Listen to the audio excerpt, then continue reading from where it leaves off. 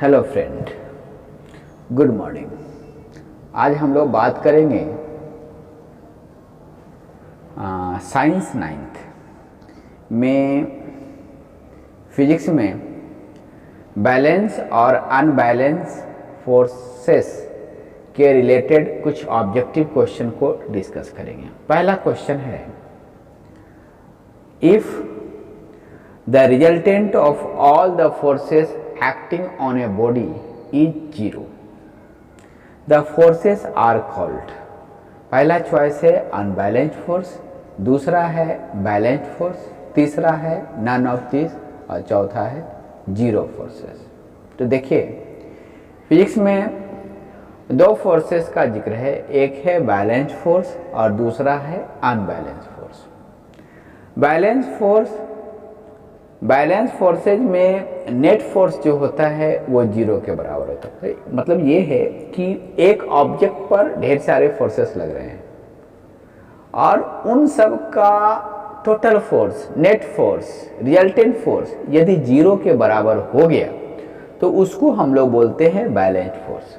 और यदि जीरो के बराबर नहीं हुआ, sum of all forces, resultant of all forces is equal to zero, then these forces are called balanced forces. If resultant force is not equal to zero, then the forces are called non-balanced force, unbalanced force। ठीक है, unbalanced force। तो यहाँ पर answer क्या है?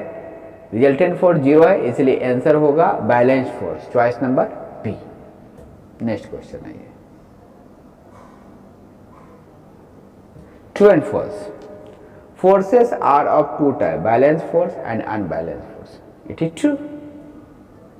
तीसरा question, a number of balance forces act on a body in uniform motion, there body continue to be in a state of uniform motion. समझिए बात को, जब ऑब्जेक्ट पर बैलेंस फोर्स लगे, मतलब नेट फोर्स जीरो हो, तो ऑब्जेक्ट के स्टेट ऑफ मोशन में चेंजिंग नहीं होता है।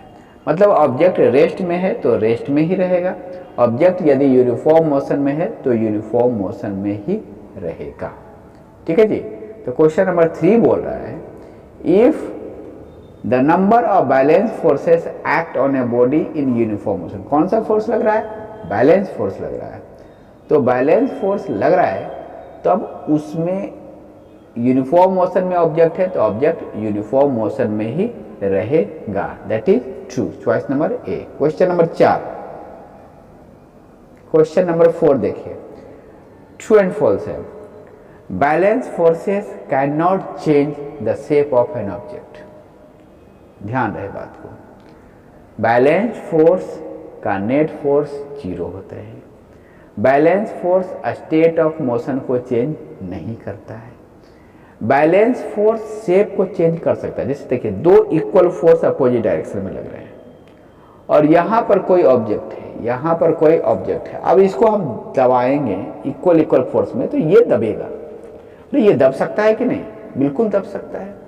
अब एक बीच में गेंद रख लीजिए, स्पंज रख लीजिए और उसको दबाइए तो उसका शेप चेंज होगा कि नहीं? एकदम होगा। तो बैलेंस फोर्स के वजह से शेप चेंज हो सकता है। तो आंसर हो जाएगा क्वेश्चन नंबर 4 का ट्रू। क्वेश्चन नंबर 5,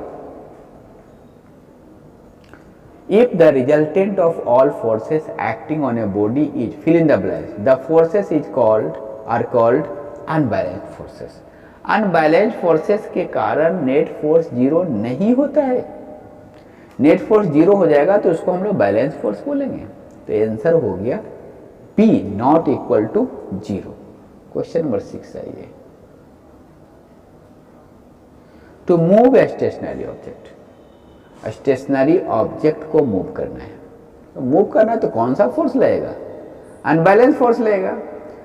यहां पर लिखा हुआ है, we have to push it with a force, fill in the blanks, the opposite force of friction.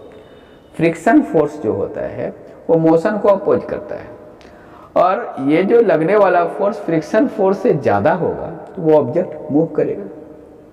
ठीक है, यहाँ पर एयर फोर्स को फ्रिक्शन फोर्स से बड़ा होना पड़ेगा। जब कोई ऑब्जेक्ट पर फ्रिक्शन फोर्स से बड़ा फोर्स लग गया तो वो ऑब्जेक्ट मूव कर जाएगा। ठीक है। क्वेश्चन नंबर, इसका आंसर हो गया क्वेश्चन नंबर 6 का A, greater than. Question number 7 आइए, ट्रू एंड फॉल्स है। An unbalance force can also stop a moving body. Moving body को स्टॉप कर सकता है, अनबैलेंस फोर्स कर सकता है, बैलेंस फोर्स नहीं कर सकता। अनबैलेंस फोर्स जो है, अनबैलेंस फोर्स का मतलब क्या, नेट फोर्स जीरो नहीं है। अब कोई ऑब्जेक्ट चल रहा है, साइकिल चल रही है और साइकिल को आपने पकड़ा, साइकिल रुक गई, ठीक है, साइकिल क्या हो गई, रुक गई। तो एक अनबैलेंस फोर्स ऑब्जेक्ट को रेस्ट में ला सकता है, मूविंग ऑब्जेक्ट को रेस्ट में ला सकता है। तो जहां कोई ऑब्जेक्ट, जैसे गाड़ी चल रही है, गाड़ी पर हमने ब्रेक लगाया, गाड़ी रुक गई, तो यहां पर क्या है, लगने वाला फोर्स ऑब्जेक्ट को क्या कर रहा है, रेस्ट में ला रहा है। सिंपल ये जाने कि यदि कोई फोर्स मोशन के अपोजिट डायरेक्शन में लग रहा है, अनबैलेंस फोर्स लग रहा है, तो ऑब्जेक्ट उसको रोकेगा। तो unbalance force state of motion को चेंज करता है, स्टेट ऑफ मोशन को क्या करता है, चेंज करता है। रेस्ट को मोशन में ला सकता है, मोशन को रेस्ट में भी ला सकता है, उसके डायरेक्शन को भी चेंज कर सकता है, मोशन के डायरेक्शन को भी चेंज कर सकता है, ठीक है, उसके स्पीड को भी चेंज कर सकता है, ठीक है। अब आते हैं क्वेश्चन नंबर 8 में। If the resultant of all the forces acting on a body is zero, यदि वो जीरो हो गया, बार बार एक ही बात को बोला जा रहा है कि रिजल्टेंट फोर्स यदि जीरो हो गया तो वह फोर्स बैलेंस्ड फोर्स है। कौन सा कोई आंसर होगा, बी। अब हम लोग चले नेक्स्ट पेज में, थोड़ा बड़ा कर ले और बड़ा, okay.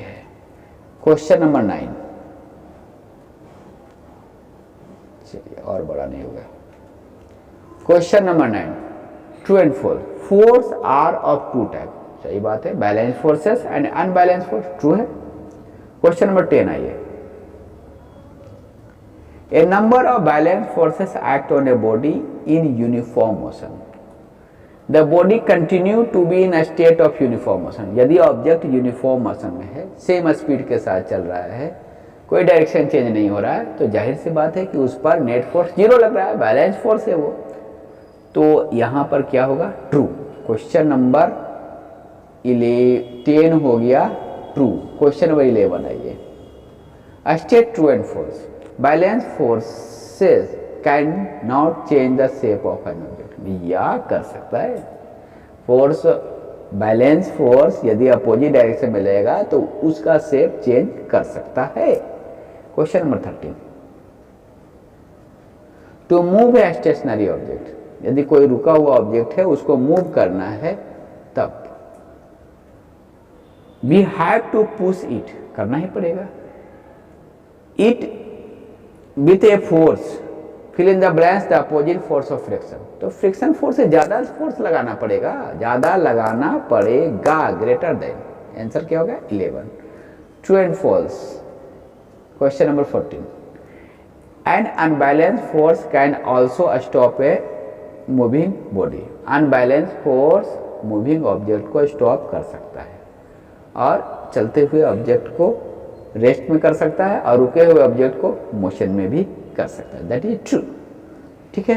Thank you for watching.